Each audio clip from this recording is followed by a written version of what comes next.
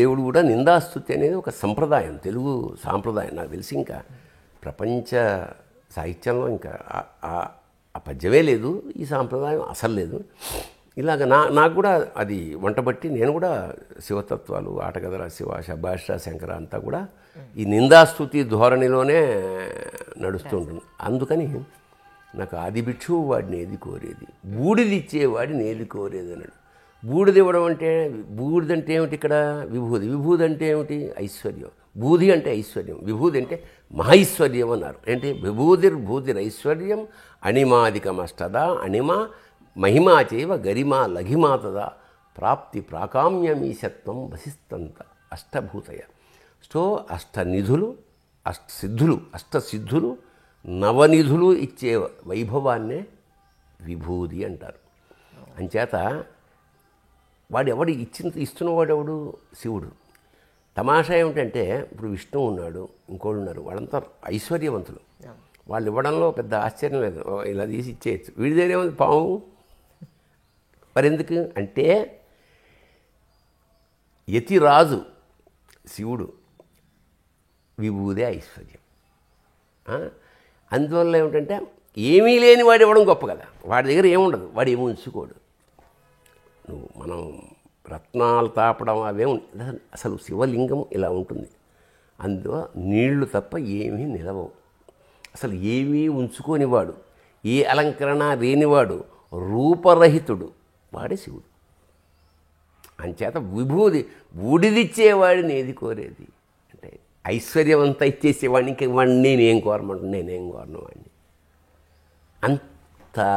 అంత internal meaning తోటి పాట పరమ తెలుగు చలనచిత్ర పరిశ్రమకు సంబంధించి, పైగా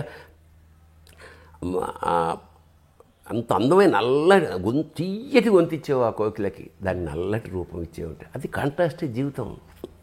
అద్భుతమైన అపర సౌందర్య రాశి లాంటి అమ్మాయికి కురూపి వెధవ దొరుకుతాడు. ఉత్తమురాలైన వాడికి దుర్మార్గుడు దొరుకుతాడు. పోనీ దుర్మార్గుడికి ఉత్తమురాలు దొరుకు. ఈ కాంట్రాస్ట్ అంటే ఇద్దరు మంచివాళ్ళు, ఇద్దరు ఉన్నతులు, ఇద్దరు సంస్కారవంతులు అంటే సంసారం చేయడమే ఉంది. ఈ ఆర్ట్స్లో ప్రయాణం చేయడమే జీవితం. సంసారం అంటే ఏమిటి? ప్రపంచం. సంసారంలో సంసారం మనం చేస్తున్నది. సో ఈ భావాలన్నిటినీ ఇప్పుడు వాడు అట్లాగే జగమంత కుటుంబం నాది, ఏకాకి జీవితం నాది, ఇది అన్వయించుకుంటే అందరికీ వర్తిస్తుంది. చాలా చాలా ఈ ఒక్క లైనే మొత్తం ఇంకా చెప్పక్కర్లా.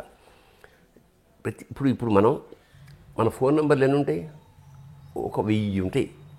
ప్రాణావసరం వస్తే ఒక్క నెంబర్ కొట్టండి, ఏదో ఒక మిషన్. ₹1,00,000 కావాలని అంటే నీకు స్నేహితులు ఎవరన్నా కావాలి అనుకుంటే అర్జెంటుగా ₹1,00,000 కావాలి, లేదా ప్రాణావసరం వచ్చిందని చెప్పి ఫోన్ చేయి. అప్పుడు మన టెలిఫోన్ నెంబర్ లిస్ట్ ఎంత తరుగుతుందో తెలిసిపోతుంది. జగమంత కుటుంబం నాది. నెంబర్ ఆఫ్ పీపుల్ 1,00,000 మంది తెలియడం కాదు, రక్షణకు ఒక్కడు రావాలి, నీవే తప్ప ఇతఃపరం వెరుగా.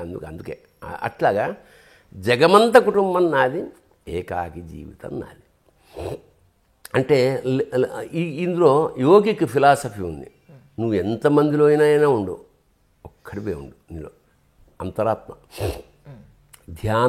ధ్యానంలో ఉండేవాడికి ప్రపంచంలో ఏం జరుగుతుందో తెలియకూడదు, వాడే యోగి. అదో ఫిలాసఫీ.